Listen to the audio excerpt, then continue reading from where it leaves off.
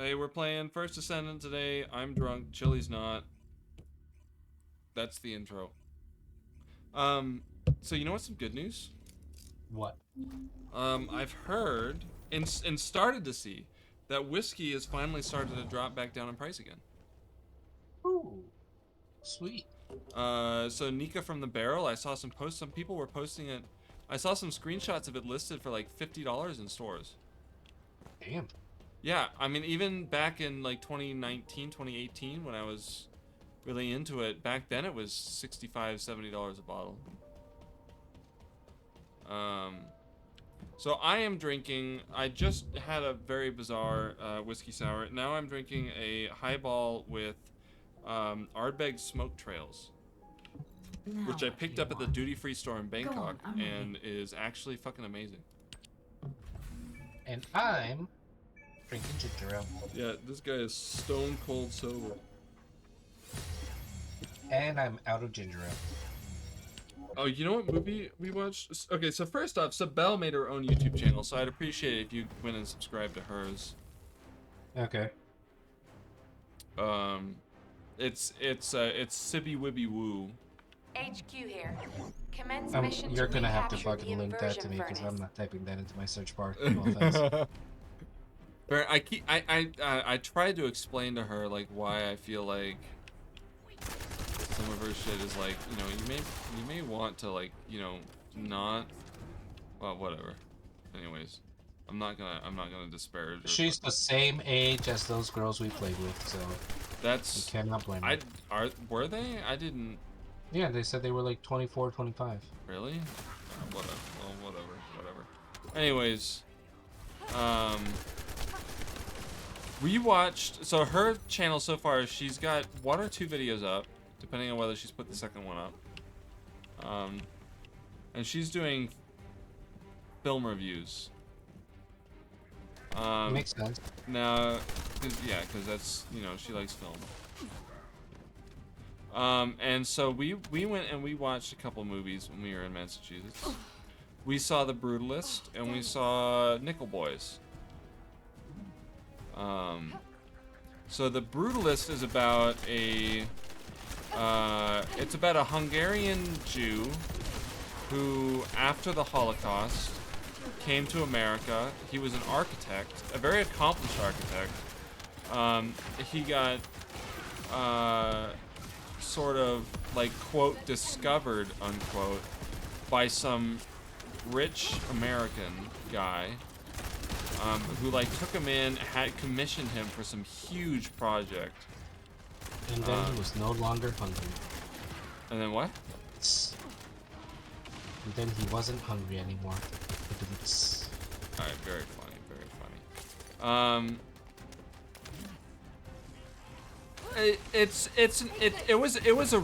I will say it was a really good movie. It was a very, very long movie. So if I recall correctly, the movie was about 4 hours long. So a very long movie. Hey.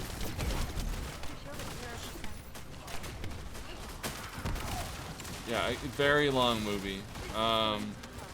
We saw it in some, like, you know, fucking pretentious theater that had intermissions and shit like that. So, the movie has an intermission built into the movie. Yeah, I was gonna say a 4-hour movie better have its own intermission built in. It does have a built-in intermission.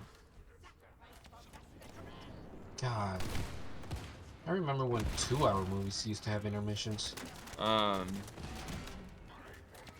But it was a really fucking good movie. It was. I don't regret spending that time on the movie at all.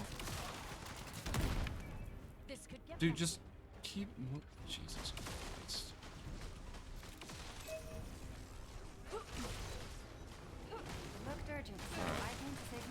Don't fucking go down during this thing, and then I'll get him in the next one.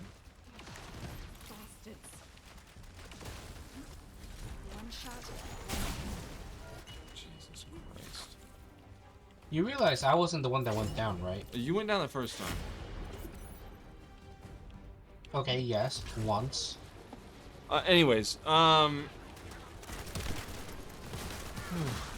second movie, and the reason why I brought this up because I said the funny word.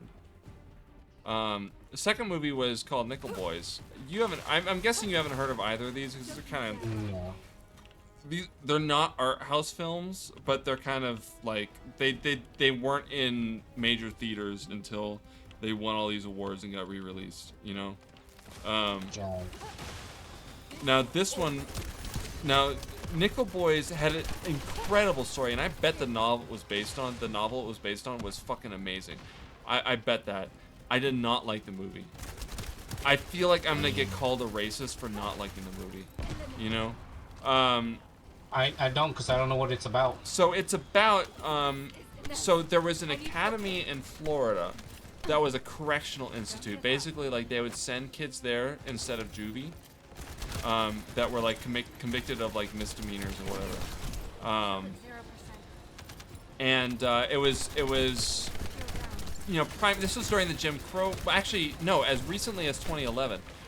This academy that it was based on in real life, was, so they found, basically, it was an alternative to juvie. Both black and white kids got sent there. The white children were treated very differently from the black children. They were segregated during the Jim Crow era anyways. And they were tortured and oftentimes beaten to death. And I'm talking about both the film and the real life institution that it's based on.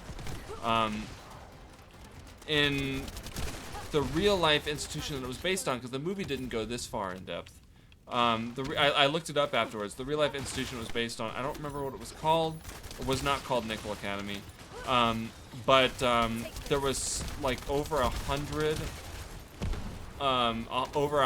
unmarked graves they dug up afterwards with like ultrasound. They went over the school grounds afterwards, and they found over 100 kids buried in unmarked graves that were killed through beatings at the school. I think about 80 something of which were black children. God damn. Anyways, the movie was a fucking.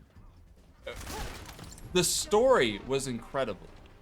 I will say that, like, the story was incredible, and like what it was trying to show, just amazing. The movie itself, I did not care for it.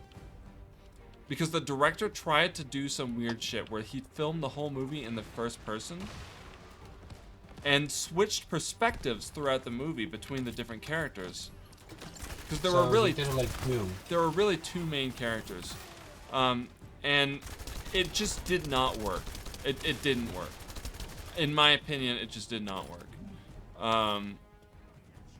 Like, when you don't know whose eyes you're seeing it through, in certain circumstances, that's a good thing.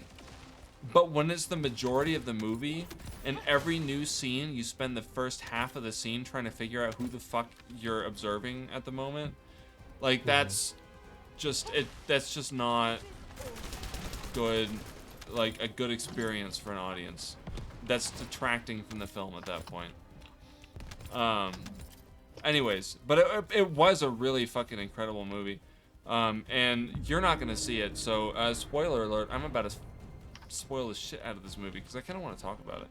Like, the story was really good. It was about this black kid who, like, was this really smart kid. You know, he was, like, on his way, he was, like, the first kid in his community who was about to go to university, and he was literally on his way to college. When he was, like, he kind of had to hitchhike his way there because he didn't have a fucking ride. His family didn't have a car or whatever. Then he got picked up by, you know, some black guy driving a fancy car. And then the black guy driving the fancy car got busted by the cops for having stolen the car. And the kid was just hitching a ride, but, you know, he got convicted of, you know, being a assistant or whatever, aiding and abetting or whatever the fuck they call it in the crime. So he got sent to Nickel Boys. And this was a, you know, again, this was a really good, like, hearted kid. Just a very, so it was about, like, kind of a ruined potential, a little bit. He got sent there, and he was really naive, didn't really understand what was going on at first. Pretty quickly, he tried to step in. He saw some kid getting bullied, so he tried to step in and, you know, save the kid. And no, I can relate to this part. This part I can relate to. You know, where like he stood up against the bullies and he was the one that got his ass fucking whooped. Like that still happens to like all over the place. But anyways, it was a really, the story was really good. Spoilers, you know, you see flash forward to the future of the guy, you know, like the main character, like, you know, he's got his own.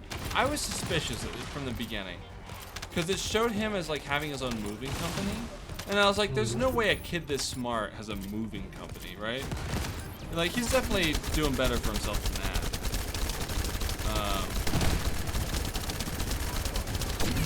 But whatever. Anyways, you see these flash forwards to the future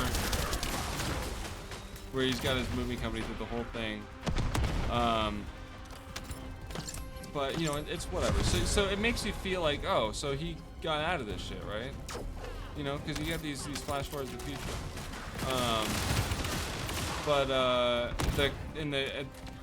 You know, in the climax of the movie, the kid, you know, he tries to, there's some inspectors that come by, and this is the fucked up shit about like the real life academy that it's based on. You know, they got away with this shit for 100 fucking years. Yeah, dang. Like 100 years the school was around getting away with this shit. They would send inspectors to school every now and then just to make sure that everything was okay. And every single time, you know, and that was in this movie, the inspectors came by and the kid tried to run him a note. You know, to be like, hey, fucking save us. We're getting killed out here. Literally.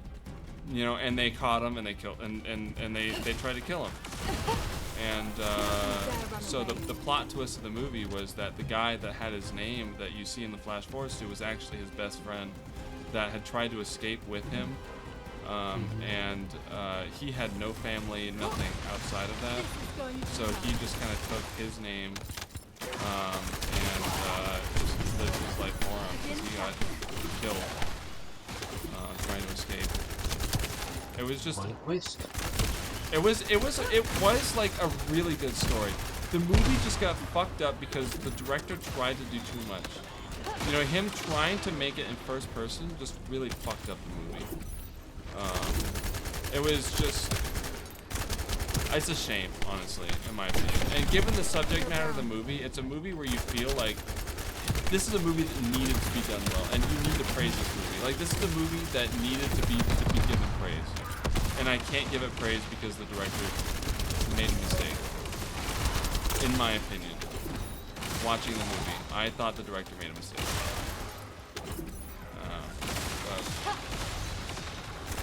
But you probably won't get a chance to see it because it is, even though it's rerunning now, it's still only airing at relatively, I don't think it's making it to like AMC or shit like that. That's okay, I have pirate sites. Brutalist The Brutalist was, again, a 4-hour movie. Now, that was a great movie. I'm still kind of wrapping my head around some of the things in that movie. But, like, there's, like, the scene, the climax of that movie. Now, this movie, you don't usually care about spoilers. No. I don't know. Do I want to spoil this movie? There's probably never gonna watch it, so. You're probably never gonna watch it. There's the climax of the movie. So it's about this guy, and this. I just, some of the things about this movie I still just do not get. You know, there's still things, and this movie was an incredible movie. The main character, you know, like I said, he's this Hungarian Jew who survived the genocide. He went to America. He's an architect, but he was living as a slave, basically like a wage slave. You know, in America, shoveling coal and shit. At first, he had a decent job, you know, building furniture with his friend, and then his friend's wife was anti-Semitic and accused him of like raping her or some shit. So he got kicked out of his family member's house,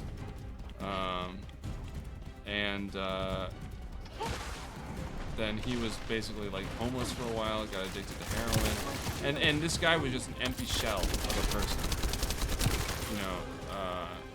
And it was like he just kind of there was nothing inside of him, is what it seemed like. This is the first act of the movie. Like he just kind of fucking took whatever, you know, like the first scene was him in a brothel getting his dick sucked by some fucking prostitute, and then he couldn't fucking like get hard, so the prostitute gave up, and the owner came outside afterwards and was like, if you want boys, we got boys too. And the guy was like, I'm not fucking gay. Anyways, because he had a wife, I guess, and the implication is that he had a wife that he genuinely loved and was not there. She was still stuck in some concentration, or like she had yet to be like escape Europe, you know. They were separated during the Holocaust. And it was like, okay, like I kind of understand like during that time, like he was probably going to a prostitute and he probably didn't see it as an unfaithful act to his wife because he didn't know that he was ever going to see again. Yeah. So I kind of that gave a lot of context, just gonna say. Yeah. Like I kind of understand that to some degree. Like obviously I would never do that to my wife. I love you very much. But like especially at that time, I understand that a little bit. I don't think that he meant to be unfaithful. There was a later scene where he was at a party after his wife did come back. He was reunited with his wife. There's a later scene at a party where he was like dancing with some girl, and like it looked like he was about to like cheat on his wife, but then at the last second he kind of pulled away and was like, no, I'm not doing that. And so, but that's about the extent of his fucking like personality. You know, like he otherwise just kind of let shit happen to him. You know, he got kicked out of his family members. I don't know, with his husband or some shit. Got kicked out of his family's house over a false accusation of rape. You know, like he just let it happen. He didn't say shit to defend himself. Like he was, you know, got fired from his job. Was just working, shoveling coal. You know, homeless, got kicked out of, what was it? One thing, he stood up for some black guy and his kid. They were at like some soup kitchen or some shit like that. You know, and the black guy and his kid were like just behind the line. They didn't make it before they ran out of food, so he was like, alright, I'll go up early the next day and get you food for your kid.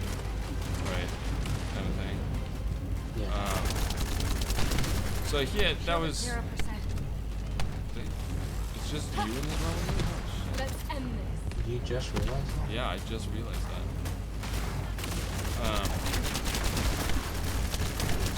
Anyways, so he had, but other than that, he had very little. Like there was just nothing to it. This character. Just kind of let shit happen. And then throughout the rest of the movie, he gets another shit that he lets, like somebody commissioned him, some really rich kid, entitled kid, came up to him and like commissioned the library in his house. Wanted the library in his mansion to be renovated, wanted him to renovate his library. Right? And he did it. And he did it in his style, because he's a proper like architect. Did it in his style. And afterwards, and like the kid's dad came home one day, didn't know that he was doing this because the kid wanted it as a surprise. You know, went off on him, was like, "What the fuck did you do to my house?" Mission and all this complete. shit kicked him out. You have our thanks. You know, so he got chased out of the house basically, and that was also part of the reason why he got fired from his one of his jobs. And then a little while, and he didn't say shit to defend himself there again. You know, just kind of let that shit happen to him. And so the next thing you know, he's a little while later, he's shoveling coal, you know, doing his fucking shit manual labor that he got consigned to. And the guy that chased him out of his house before finds him, and is like, actually, your library and my house got super famous, so I want to apologize. And this guy, and you're familiar with Family Guy, right? Yeah. As soon as this guy showed up in the movie, I was like, that's fucking Carter Peterschmidt. Like, that's who he is. Like, this rich guy who doesn't give a fuck about poor people, doesn't actually see poor people as people, you know, and like wants to appear just high class. HQ here. Doesn't actually Commence know mission fucking to shit. recapture the inversion People furnace. like that. Yeah, you work for people like that, I assume. Most people work for people like that. That's just kind of how it works. My bosses see me as a person. I know at least one of your bosses does. Nah, all three of them do. All three of them, really? Well, that's Yeah. good. That's wish. I can't say the I will same say the one, not he wasn't my boss, but he was one of the attorneys. The one that moved to Florida. Yeah, Him, not so much. yeah. Like, don't get me wrong, he is a really nice person. Shield at 0%. But he is unintentionally racist. And Yeah. by that I mean he says some very racist stuff at work that would catch me off guard sometimes. And it's like he never meant it in a bad way, but he was just ignorant I as didn't mean to be racist. literally. It was the one was a Freudian slip. 100%. Like Yeah. he was thinking something and Accidentally it just said it when slipped. it didn't mean to. Exactly. And then the other time was more like kind of the second time was pretty ignorant. And ironically enough, it's very relevant today. So the first time, because I am the only person there that can fluently speak Spanish, I was translating for him for his clients. Now, when I say his clients, I mean they are his clients. They are friends of his wife, who is Colombian. Okay? Yeah, I'm giving you some context. He's married to a Latin woman. So I'm translating for him, and they're speaking fast. So he's like, "Oh, but you understand me, right? You speak Mexican." I'm like, "I speak Spanish." And it took him a second to realize what he said, and immediately apologized. Just to me. Not to the clients that were sitting right there. He did not bother apologizing to them because he knew they didn't understand what he said. That's why later I told him what he said. Damn it. But anyway, the second time was during the first presidential campaign for Donald Trump. Yeah, Like the first time he won and everything. yeah. He asked me if I was a U.S. citizen. And I said, yes, I was born For now. here. So I'm like, yes, I was born here. And he's like, oh, but that doesn't make you a citizen. And he pulls out from his fucking archive brain the specific law that Donald Trump is trying to use. It is not ambiguously worded at all. It very clearly states anyone that is fucking born on U.S. soil. Now, Trump is trying to... So here's the thing. Trump's trying to argue that because it says under the jurisdiction of the United States, he's trying to argue that people that aren't U.S. citizens aren't subject to the jurisdiction of the U.S. states. But if that was the case, that would mean that all non-citizens have legal immunity to the laws of the United States, which Right. is obviously not the fucking case, or else there would be no criminals that they're complaining about, you know? Exactly. But yeah, so he pulls out the law that, or that old law that existed, where it's like, the only people that benefit from the birth citizenship are people that are born from or fall in What slavery. fucking law is that? We're talking about an amendment to the Constitution after a long ass one. Exactly. This was what existed before that amendment. That's when he fucking pulls out to try and argue that I'm not a U.S. citizen. Clearly, resistance here is strong. So, and keep in mind, he's an attorney. That's pretty wild.